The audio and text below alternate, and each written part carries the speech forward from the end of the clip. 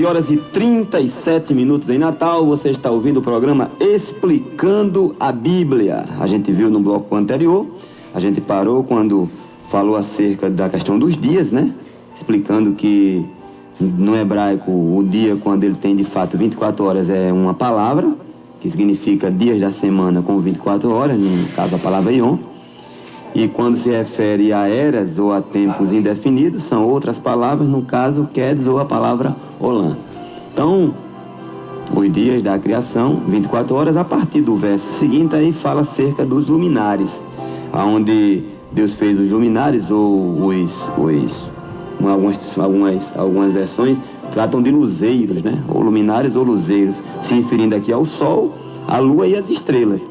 Aí diz o texto que sejam luminares para a expansão do céu, para iluminar a terra, ou seja, que eles sejam sinais também para os tempos determinados e para dias e anos e estações, né? Então tem todo esse propósito a questão dos luminares. Aí o verso 16 diz assim: e fez Deus esses 2 grandes luminares, o luminar maior para governar o dia, ou seja, para iluminar a parte da expansão que ele chamou de dia, de expansão de tempo, e o luminar menor para governar a noite, no caso, se chama lua, este luminar, que é o que está escrito na Bíblia. E fez também as estrelas, né, que cooperam na iluminação mais especificamente pelo destaque dado à noite. Mas de dia as estrelas, elas não saem do céu, não, elas apenas deixam de ser vistas, por causa da luminosidade do Sol, que é uma estrela é uma estrela bem maior e bem mais potente, tem uma iluminação bem mais forte. E Deus pôs os luminares na expansão dos céus para alumiar a terra, e o verso 18 diz: e para governar o dia e a noite, para fazer separação entre a luz e trevas, e viu Deus que era bom. Deus foi fazendo e confirmando de fato que toda a sua criação era de fato, isso tudo, irmão, tem toda uma regra física, a questão das distâncias da terra para o sol, da lua para a terra, para que não haja assim falta de vida na terra. Se o sol se afastar, a gente se congela, se o sol se aproximar, a gente torra. A lua, da mesma forma, pode acabar com a questão da vida marinha e algumas outras coisas, que as distâncias, o tempo, a velocidade dos movimentos de translação ou de rotação. Translação é um movimento que a Terra dá em torno do Sol, a de rotação em torno do seu próprio eixo, uma vez que sabemos que a Terra tem um eixo imaginário, né?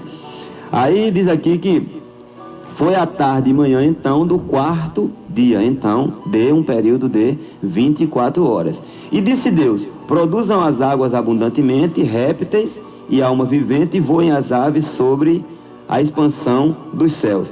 Quando ele diz réptil, está falando sobre criatura vivente que se move, né? É o que ele está falando. E Deus criou também as grandes baleias, segundo o meu texto aqui, Revista e Corrigida, que eu estou na Revista e Corrigida agora. Quando o texto fala de baleia, baleia tanto refere-se ao nome do peixe como à identificação dos grandes peixes ou até monstros do mar. Então não mais Jonas foi engolido pela baleia, não, foi um grande peixe, que confusão, não, mas Jesus falou que foi uma baleia de fato. Tanto faz na tradução, na transliteração da língua, colocar baleia dentro da nossa cultura de entendimento, como também grandes peixes. Então se colocasse aqui monstros dos mares, né, devido ao tamanho, à imensidão mesmo, criatura vivente que se move nas águas, tudo isso seria também interpretações que estariam corretíssimas com a questão do texto original. Aí diz aqui que eles produzissem conforme as suas espécies. Quando diz que esses animais marinhos produzissem conforme as suas espécies, a gente já fica entendendo essa questão de modificação de espécie, né? Quando há de fato um cruzamento, cria-se então uma nova espécie, mas ela não sofre uma mutação porque teve um acasalamento com a outra espécie.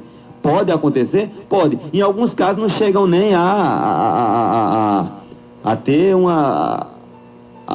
o filho, né, o filhote, chega nem a ocorrer isso aí. E toda a ave de asas, conforme a sua espécie, também Deus criou, e viu Deus que era bom. Cada etapa Deus vai confirmando que de fato é bom. Então, irmãos, as questões das coisas que Deus criou, a gente pode estar achando ruim. Por exemplo, um dia de sol, se a pessoa gosta de praia e estava planejando ir para a praia, pode não ser bom para mim, ou para quem gosta assim. Mas para uma pessoa que está no interior carente de água para a questão da lavoura, da produção da agricultura, é uma coisa fantástica. Então, as coisas de Deus são perfeitas e boas e ditas por quem tem autoridade para isso, que é Ele próprio.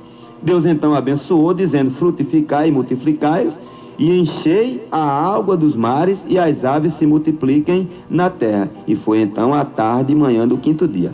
A partir de aqui, a partir do verso de número 24, aí o texto ele entra na questão da criação das almas viventes, né? Aí disse assim, quando diz as almas viventes, é criaturas, pessoas, e disse Deus: produz a terra alma vivente conforme a sua espécie. Aí, neste caso aqui, já são alma no sentido de movimento, animação, né? Na questão sanguínea, a questão do sangue, perdão, fazendo com que dê movimento e vida a essas criaturas. Não está aqui em foco a questão do raciocínio, da questão racional, né?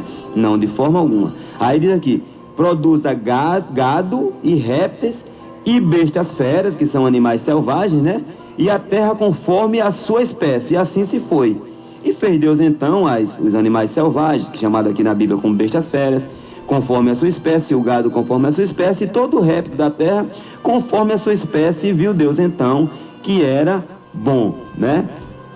Em seguida ele diz no verso 26, e disse Deus: façamos o homem à nossa imagem, conforme a nossa semelhança, e domine sobre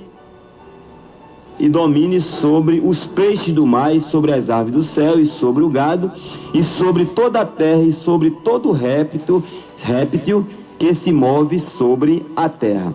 Quando a gente vê a questão da criação do homem, Deus criou o homem, assim, segundo a nossa imagem e semelhança, entra uma controvérsia com relação a esse entendimento.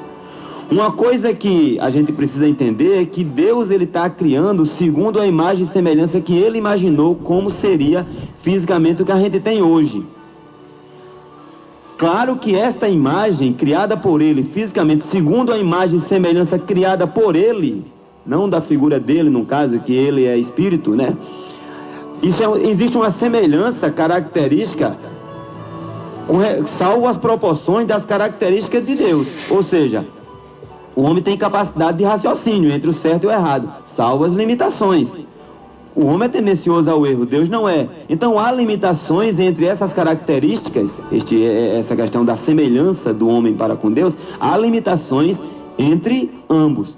Essas limitações, elas não deixam ou não permitem que sejam nocivas a mim, desde que eu aproveite a grandiosidade da morada do Espírito dentro de mim.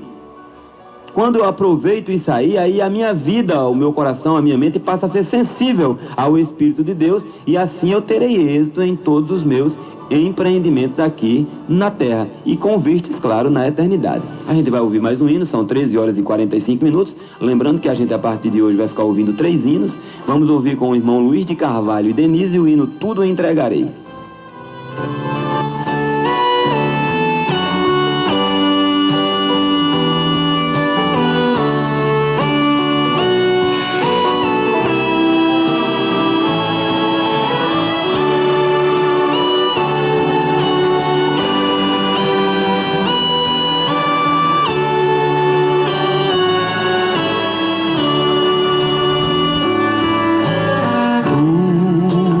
Cristo a ti entrego.